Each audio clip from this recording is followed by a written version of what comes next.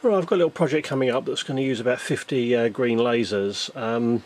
So we got some samples in just to have a look at. They're these things, these green ones. This is supposedly 20 milliwatts. They're available in 20 to 100 to about 200 milliwatts, and these are fairly commonly available on eBay. They're sort of a little package with a heatsink package with a fan on the back and a little control unit. These are going to be on the end of fairly long wires, so I wanted to just measure the power consumption and figure out how tolerant it is to voltage drop and the like. And I wasn't really sure how much electronics and how accurately controlled these things would be. I didn't expect it to be super good. I did a project a while ago using these things. These are basically from laser pointers, and these are terrible. They're very, very unstable over temperature. There is a constant current circuit, and there's also, these ones do actually have some optical feedback, but I think that's basically just a limiter rather than actually any real control. But we got a load of these which were normally 20 milliwatts, and the output was anything between 20 milliwatts and about 1 milliwatt, and some of them went through that range over 10 minutes of power up. They're just really, really terrible. They're very, very cheap, but pretty terrible lasers.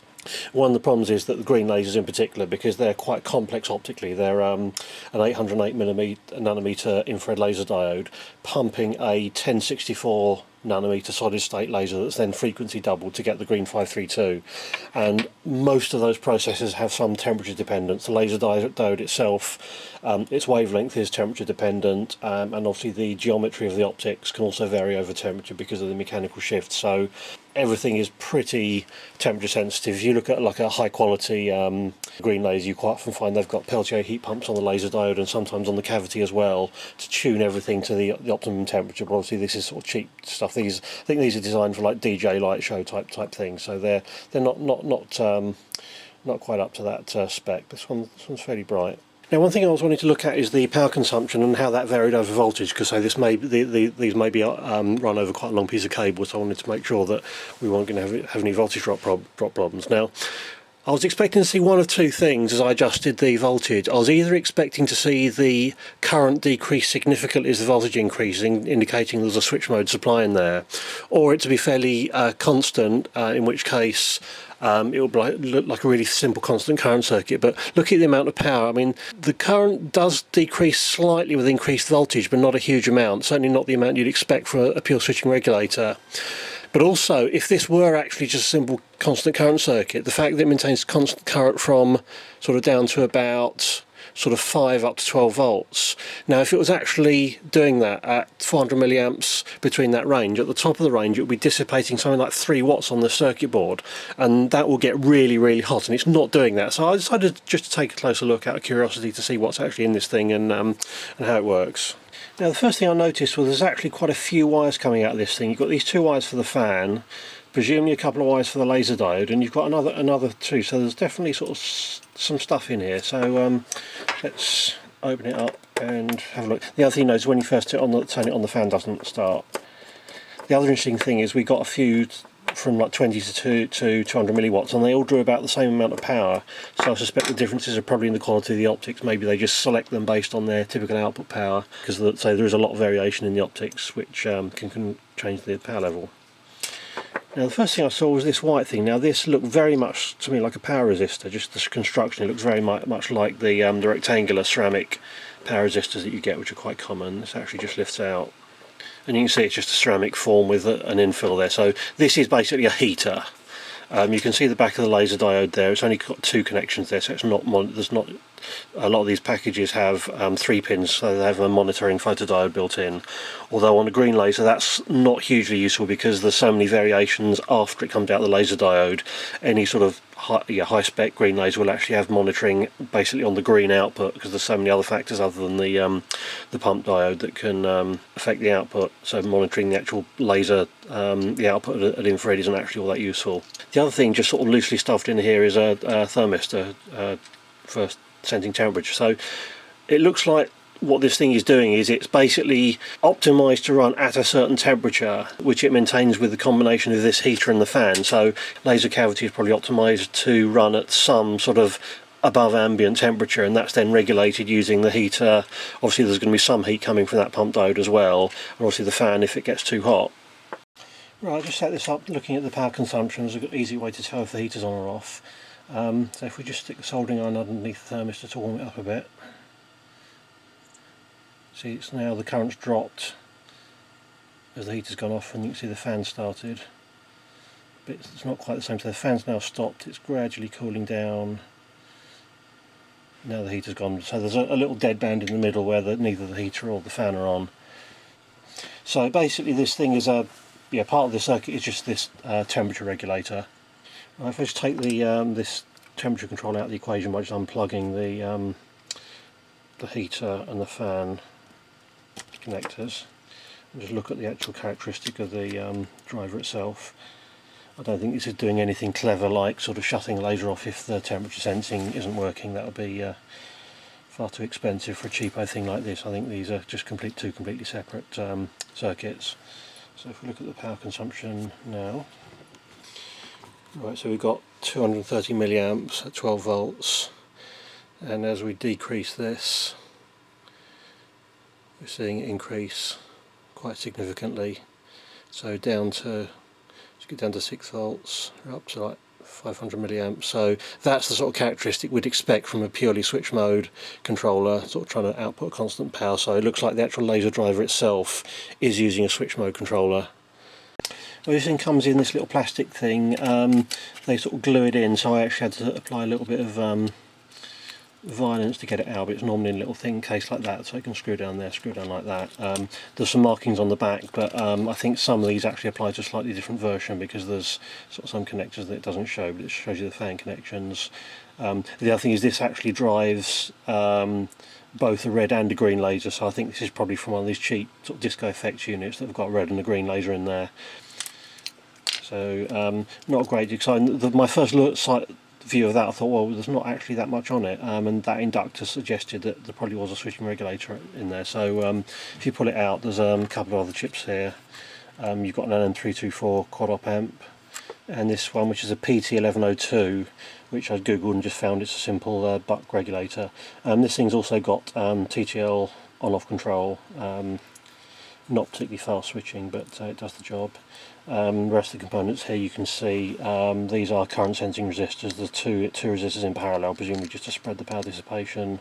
One for the green, one for the red. The green channel does actually put out more power. There's a bigger transistor on there and a lower value current sensing. I've measured the current, it puts about half an amp current regulation for the green laser, which is about right, because the pump diode does actually put out quite a lot of power, and for something like a 100 milliwatt green laser you may have anything up to maybe a watt coming out of the pump diode, which one thing to be aware of if you do take these things apart, that is actually pretty dangerous. It will burn stuff. It generally isn't collimated, so at a distance it's probably not a major eye hazard unless it gets focused, but it's something to be aware of. It could easily burn your finger or burn something, so it's not to be messed with. The other thing I noticed, there's sort of 4 diodes around the input and a fairly large cap, so this thing's designed so that it can run off an AC supply. So I'm imagining the sort of disco effect type units have maybe got a mains transformer in there, and this is powered directly off of that, but you can run it off DC as well. Just go straight through the rectifier. That additional diode, that's to do with the switching regulator. So I had a sort of very quick look around this circuit, but most of it you can pretty much work out from first principles what's in there. So let's just have a look at what circuitry this thing's got on it. Right, so what we've got here, we have our plus 12 volt supply comes in, that goes through that DC to DC converter, that gives us 3.3 volts out, which is a switching regulator, so we can draw a fair amount of current out of that. That then goes into our pump laser diode. There's a transistor that controls the current, and then there's a current sensing resistor. One of the op amps, well, in fact two, because there's 2 channels, there's 2 of the op amps are used, one to control the red, one to control the green. And this is just a completely bog standard constant current circuit. The current through that lead determines the voltage across this resistor. This is half an ohm, and what the op amp does, one thing to remember about op amp, a simple way of viewing op amps is they just basically try to wiggle their output to keep their inputs the same. So what this will do is, if we apply voltage on this input, that sets the current, and this will adjust its output to maintain the same voltage across this resistor as is going into here. I'm not sure, there might be a divider on here, but if we assume there isn't. The other thing that was in here was a TL431 shunt regulator. that produces a nice stable 2.5 volt supply. This being a switching regulator, there's quite a lot of noise on the output, and the stability is maybe not quite as good as you might want, being a sort of fairly low cost part. Surprisingly, actually, that regulator, because although there's quite a few sort of transistors in SOT23 packages here, the regulator which is here is actually labelled U rather than Q, so that tells you it's a chip rather than a transistor. And this did actually say 431 on it, so it's very unusual. You actually got a SOT23 that actually has its actual part number rather than just a letter code. So this 2.5 volt reference, that's then goes into a voltage divider to produce our reference voltage. So that's basically the ratio of these two resistors, and obviously the value of this sets the actual current going through this laser diode. And the modulation is a very simple, just a couple of transistors. There's two NPN transistors which are connected something like this, and our modulation input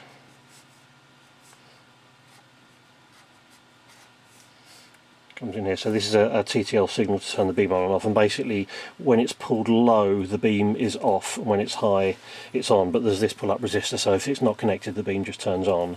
So when the beam is on, this transistor is turned on through this resistor, this pulls this low, so this transistor is turned off and allows the voltage to go to voltage reference to give the right voltage to the constant current circuit. When this goes low, this transistor turns off, allowing this transistor to be turned on by this resistor here, which pulls this voltage low, which sets our reference current low, so it basically sets the output, the current output to zero, and blanks the laser beam. So sort of very simple, very cheap components. So there's two halves of the LM324 used for the two current circuits. The other two are going to be used for the temperature controller, and the temperature controller is very simple. It's going to look something like this. Oops. So plus 12 volt supply, we've got our heater, we've got our fan, each one's got a NPN transistor controlling it, and because it was switching at different temperatures it clearly had separate switches, so we'll have our two op amps here being used as comparators. This is the thermistor. That, I can't remember where that went to. I think that may have gone to the 3.3 volt supply. The op amps were powered by the 3.3 volt supply, because this doesn't need an absolute voltage reference, because we're basically measuring the ratio of resistances. So that's almost certainly an NTC thermistor, and just easily confirm that.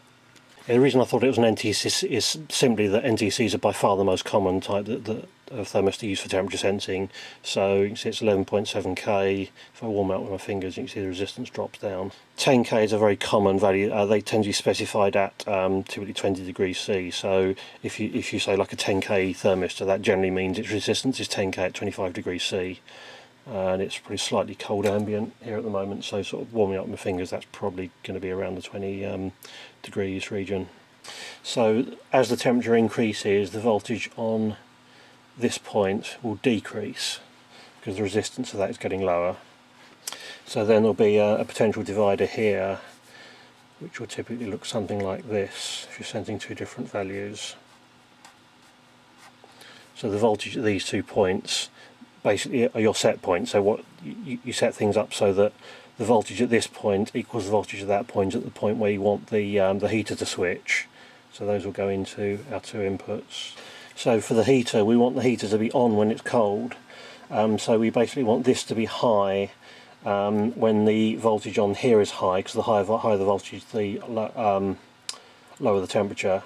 So that's basically a non-inverting, so high voltage on here gives us high voltage on here, so that would be the non-inverting input there, and the reference would be our inverting input.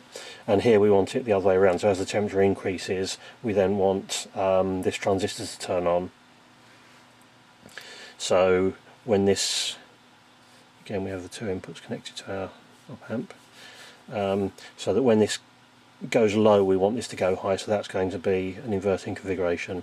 There might also be some resistors to add a bit of hysteresis across here. I've not looked at the exact configuration, but it's going to be something very much like that. That just gives a little bias, so that when this is high it has to go, the input has to go a little bit further apart to switch it back to avoid it, basically to avoid it oscillating. That's a very standard technique. So that's pretty much all that's in this thing. So it's sort of very, very cheap electronics. It does the job. The only limitation is that you have to wait for the thing to warm up to get to its optimum temperature. But if you look at a really high quality laser from like Coherent or someone, that quite often also has a significant stabilisation time.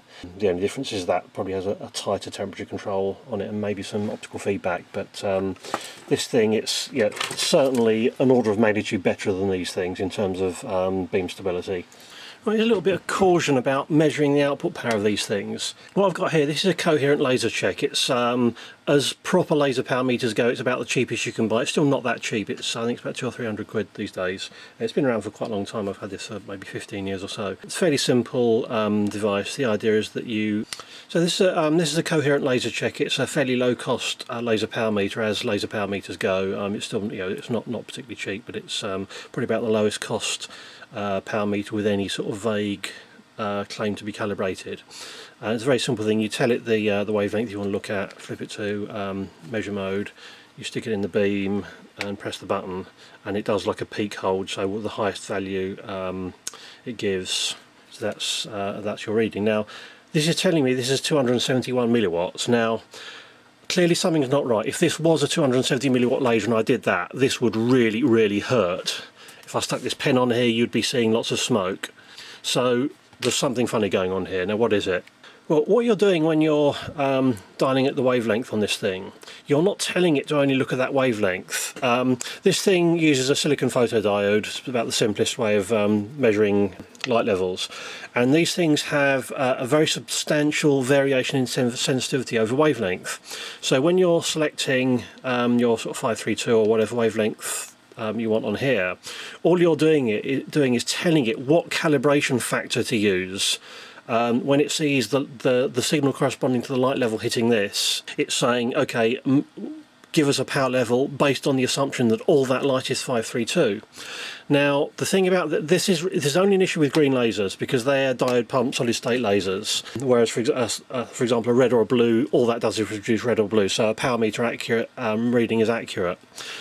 What's happening here is that as well as the green, we're actually getting some infrared out of here. I think it's probably mostly the 1064 signal. There's a very easy way to prove that. This is a piece of infrared filter material. This will pass infrared light but not allow any visible light. So if you put that in the beam, we can see it just disappears completely. There's no visible light at all gets through that. So if we just do that same measurement we just did again, but this time with this filter in the beam path, just line it up and then put that in the path and then press the button.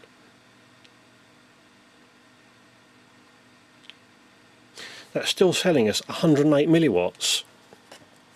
Now if that was 108 milliwatts of infrared, that would actually be quite dangerous. It would still burn stuff. But what's happening here is the silicon photodiodes have much higher sensitivity at infrared wavelengths than they do at visible wavelengths. So this is seeing a signal from that infrared, assuming the signal is 532 nanometers, but it's actually infrared, so that it's giving a reading that's vastly higher than the true reading. So if we just change this to 1064, we should get a more accurate idea of the actual infrared power that's coming out of this thing. Some of it is going to be getting lost through this this black stuff. But this is actually, stuff is surprisingly transparent at infrared, so it will at least tell us that there is like at least this amount of power coming out in the infrared. So we've just set this up to 1064. They cheaped out on the display and didn't bother putting the one on there. So if we just put this directly in the beam now and measure the power at infrared, we're now getting 14.6, and that's a much more believable figure. And if I just do that with the filter, it's telling us about 11 milliwatts of infrared, which is fairly plausible. So beware sort of people trying to sell you supposedly high power lasers and sticking a power meter and saying, look, this thing's putting out 100 milliwatts. Chances are, unless it's got a very good infrared cut filter, and these things generally do have some filtering to filter out the infrared component, but the chances are there is still going to be some coming out of there. And because the sensitivity of a silicon detector is way higher at infrared, even a small amount of infrared coming out of this thing will give you a much higher reading than the true reading at visible wavelength. So that's just something to watch out for. Right, just to show we are actually getting two distinct outputs from this laser. We'll just set the laser up with a prism here. You can see the beam passing through. You can see the green through the glass because of the slight impurities in the glass. And then we're then shooting this over to a target over here, which has got some distance to get to improve the angle. We've also got a monochrome video camera pointing at it. Now, monochrome cameras have quite good infrared sensitivity. Now, if we look at this target on this camera, you can see the main green beam there, but we can also just see that infrared beam. But if we look at the picture from the monochrome camera, we can very clearly see we've actually got three. Now, I'm not totally sure if those right hand two beams are the 808 and the 1064, or whether they're just maybe different modes within the laser. This is the infrared filter material I was using before. So if we pass that in front of, if we pass this in front of the beam and watch the image from the monochrome camera, see it's completely blocking the green, but if we go over to the infrared, it's just passing straight through like glass. So this clearly is that's sort of showing that this infrared filter is actually passing most of that infrared. Again, you can't really read a great deal into the relative intensities of these because the camera would have different sensitivities at different wavelengths. But you can clearly see, you know, there is another beam there that you just can't see. Right, I just remembered I've got this thing gathering dust I bought ages and ages ago because it's cheap. This is a thing called a monochromator. It's actually quite simple. What it is, at the bottom here you've got a parabolic mirror, and here you've got a diffraction grating that's actually on an adjustable shaft, which is actually calibrated in nanometers. And here there's a slit. You can select various slit widths, which basically select the bandwidth. And originally there was a photomultiplier tube that goes here. So the idea is the light will go through here, get reflected off of the diffraction grating, and then only the wavelength that you select here would actually come out of this end. Just a quick demo. This is just a white light source, not perfectly white but good enough for these purposes. This is currently set to 550, which is green, so if we just stick our camera down here, it's not going to be in focus, but we should be able to see, we can actually see the green. And if I now adjust to a longer wavelength, you now see it's going through red and then just disappearing into infrared. If we leave that at the red, we can then look at the wavelength, and that's now 631, which is red wavelength. Right, so I've got this set up. The laser's pointing in here now.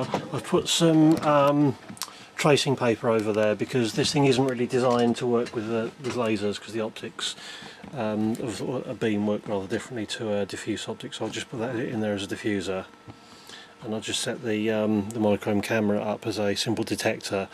I do actually have some photomultipliers in some future teardown gear, so I might actually look at hooking one of these up to this thing to make it work as it was meant to work originally, but for now we're just using that camera as a detector. As you can see now, this is the main peak at 532. Just adjust that slightly. The angle of the camera gives a slight shift to the figure, because obviously this thing is sort of shoots it's all about the beam angle, so if the camera's at a slightly different angle then the reading's going to be offset. But so that's at 532. So if we just have a look at what we can see at longer wavelengths, so as we come up to 808, we've clearly got some signal at 808. It's not nearly as bright as the 532, which is sort of fairly honest, because this is coming from the back of the laser cavity, so you wouldn't expect a huge amount of leakage directly forward, I wouldn't have thought. Unfortunately, as we get to 1064, this thing hits its end stop 20 nanometers too short, which is really annoying. And the way it's built, it will need a fairly major opening up and sort of shifting of the alignment. That's actually, although the scale's moving, it's actually hit a physical end stop. I can actually feel it as I'm hitting here. The diffraction grating is just hitting a hard end stop at that wavelength. So unfortunately we can't actually see how much is there at 1064, but so the sum at 808, and I'd be willing to bet that a lot of that infrared we were seeing in the previous test was actually the 1064. Right, just going to try taking the mirror out the back of this thing. It's a nice parabolic mirror. and because we're dealing with a laser rather than a diffuse light source, we should be able to bounce the beam straight off the diffraction grating, and at least be able to, although it won't be absolutely calibrated, we should be able to get some relative results, because it's still attached to that adjustable angle thing. So might be able to get a bit more information. Right, we've got a slightly different setup now. We've got the laser now firing directly at the diffraction grating, and then just bouncing back and projecting on this piece of white card, so we can actually see where the spot is. We've got the camera set up looking at that card, so you can see the image in both the visible and the infrared on the camera monitor. Now what this lets us do, because instead of just seeing the single spot because of the slits, we now don't have the slits, so we've actually now got a continuous scale. If I just adjust the wavelength thing, you can see it's just moving the spot side to side, so you can effectively add an offset just simply by looking at a different place on that scale, to deal with the fact that we've falling off the end of the end stop when it's used in its normal mode. So we've currently got this set to, so it's to 532, and our spot's in that position on the card. So what I'm going to do is I'm going to add an offset. So if we put a 30 nanometer offset on here, so we say 502, and I'm just going to mark on here where that beam actually is, because we know it's a 532 beam. So that's now our offset reading position. Right, so now we can see our 532, our offset reading position. So this is, we know this is 532. So if we now start crank this up and look for our 808, and because of the offset, that will now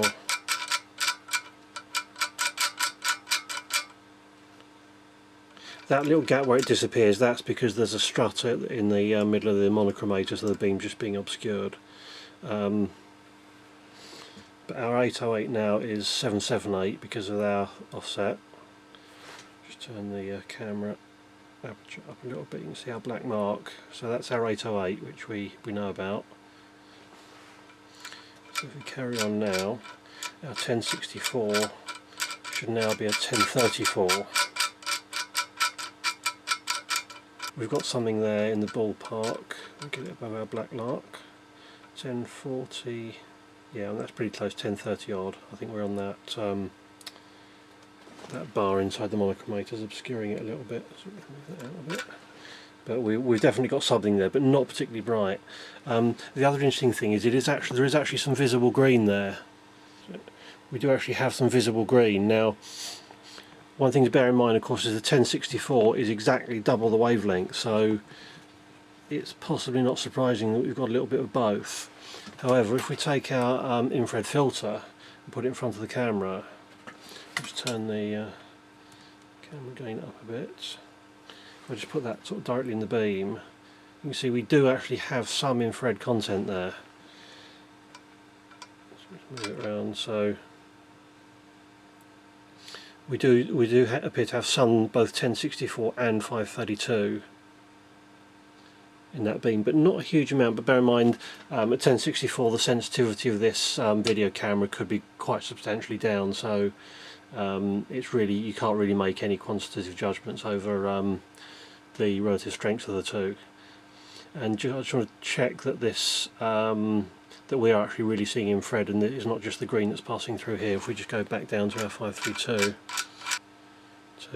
that's our main beam, which is obviously really bright. If we just stop the camera down a bit, if I put this in here, you see it's now completely blocked. So there's pretty much no infrared in there in that primary beam. But that one we saw up at 1064, that wasn't just an extra, the next order of the diffraction grating. There really was some infrared there as well. Whereas here, of course, we've got massively bright. If we just adjust that back down to the sort of brightness we were seeing at 1064, that's just completely blocked it. So that there really was some infrared there, but because of the camera sensitivity, we can't really make too much judgment as to how much was there. I suppose I could perhaps try the laser check on it and see what figures we get from that. Now, because we now know this is pure 532 with no infrared, we can get a reading with a laser jet, but because a lot of that beam is getting lost in the diffraction grating. Right, so we've now got the laser check set to 808, and we'll see what power level we can see. I'm going to have to use this infrared screen as a guide, because obviously I can't see the beam directly. I'm just going to have to try and aim it using the camera image. Maybe get a bit closer. That's giving 1.1 there, but we're probably not capturing all the beam there. Just try and get it a little bit closer to the yeah, it's at 1.25, so quite a lot less than the 532. Let's see if we can measure at 1064.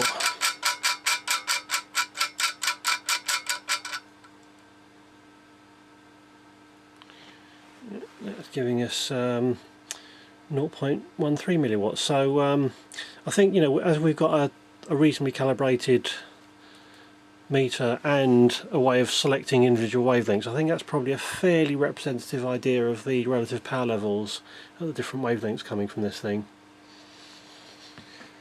So what was going to be a simple teardown turned into a major diversion into optics, but hopefully somebody found that vaguely interesting.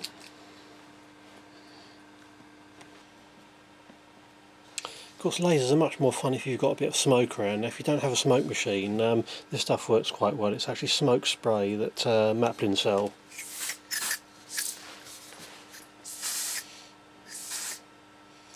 But don't use it near any delicate optics. It does get all over the place, and it sort of smells a bit perfumey. But as a quick instant show me the laser thing, it works quite nicely.